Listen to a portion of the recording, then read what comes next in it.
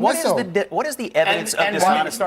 The evidence of dishonesty would be, in August, they told us they had completely decimated Iran's nuclear program. There's that. Then we had to get at them because they were getting nukes. Then it wasn't about the nukes, it was about regime change. Then it wasn't about regime change, it was about terrorism. So they don't have their story straight. So that's what they haven't been honest about, Scott. On the Abby Phillip CNN show, a heated panel unfolded, featuring Lee McGowan, Keith Boyan, and Josh Rogan going head-to-head with MAGA figures Scott Jennings and Joe Belly.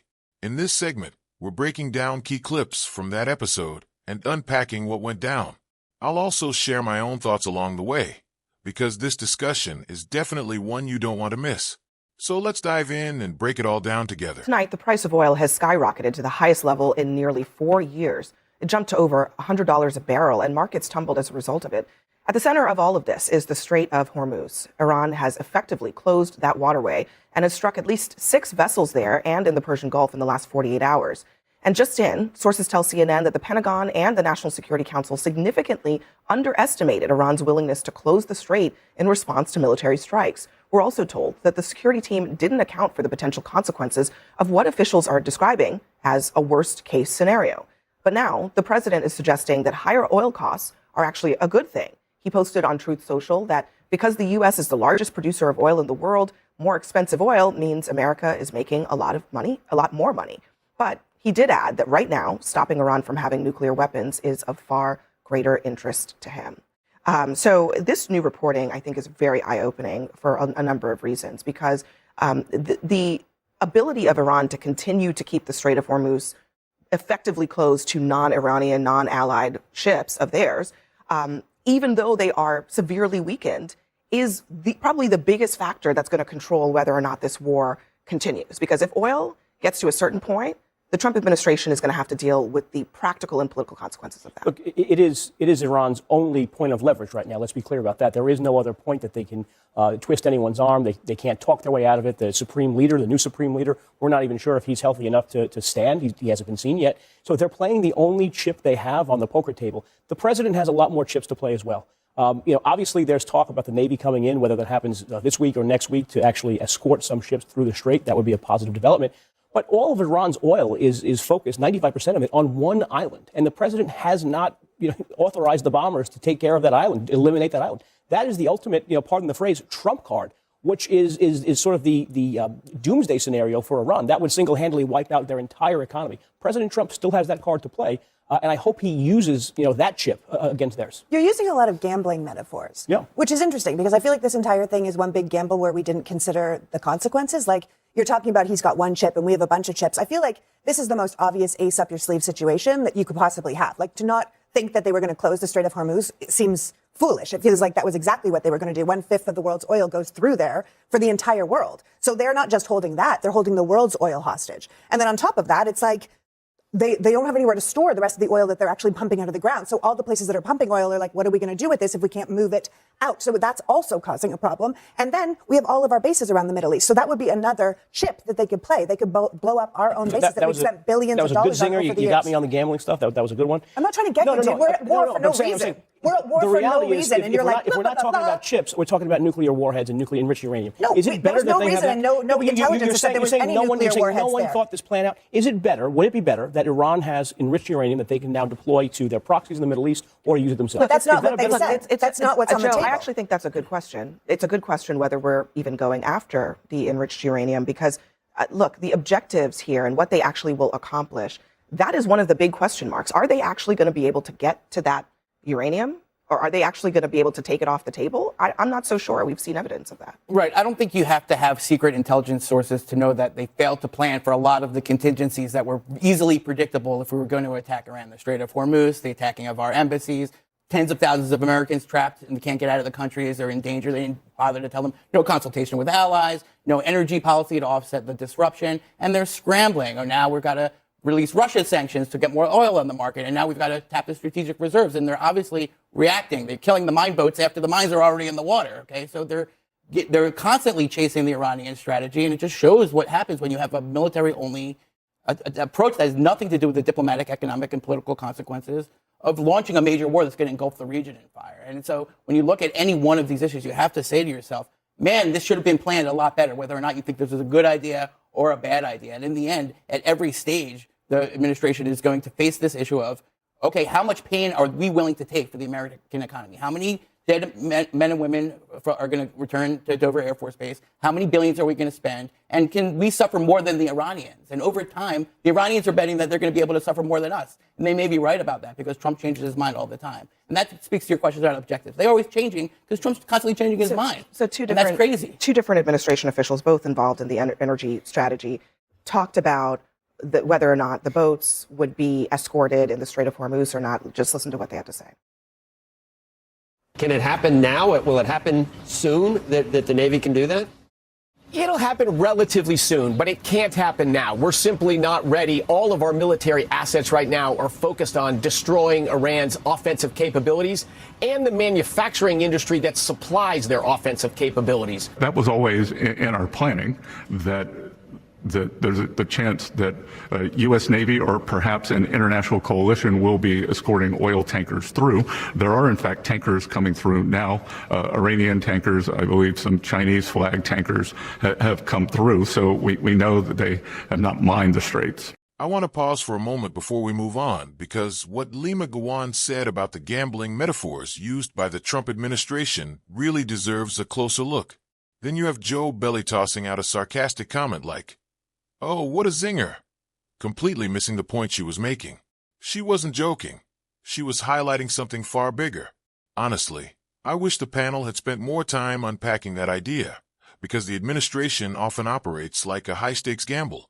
Take, for example, Donald Trump claiming that higher oil prices are good for America. On the surface, it sounds like a strong talking point, but in reality, it doesn't benefit ordinary people. It mainly helps Trump and wealthy insiders who know how to play the market. They buy when prices dip, and then, as messaging shifts, say, a claim that a war is over, prices move again. When the story changes, insiders profit from the swings. Critics argue these patterns consistently benefit Trump and his allies, and many observers believe this behavior has been repeated throughout his administration. This raises a serious question. How can something like this even be stopped? It's not just a political problem. It's an economic one, too. And despite everything happening now, the conflicts, controversies, and scandals, you might think Democrats would have a clear advantage heading into the midterms. But politics is rarely that simple. Many critics argue that some Democrats have also gone along with policies that allow these conflicts to continue, leaving voters unsure if there's a unified voice opposing another endless war. If Democrats want to present a real alternative, many believe they need to take a firm stand against open-ended conflicts, regardless of the procedural arguments in Washington. Americans are tired of endless wars, and some critics say that if Democrats regain power, they should immediately investigate alleged misconduct by the administration, though skepticism remains about whether that would actually happen. What is clear, though, is that Lima Gawan's point about gambling metaphors struck a nerve. Many people feel that politics, markets, crypto, and stock speculation have all become intertwined in ways that let powerful figures influence outcomes and profit from swings. That's exactly why her comment resonated so strongly. With that said, let's move forward and see what Scott Jennings has to say next. Through because they're partners with China, right? Yeah, and getting money from the Chinese. That's not a good example of a successful. Not ours, but I mean, if you listen to that, I mean, you're hearing, Scott, two different messages here. But the bottom line is that it's not happening right now. We are 12 days into this war, and for us and for the rest of the world outside of Iran, China, and India, the Strait of Hormuz is closed. So we are effectively unprepared for this moment. Well, I mean, as you said, we're 12, 13 days into this.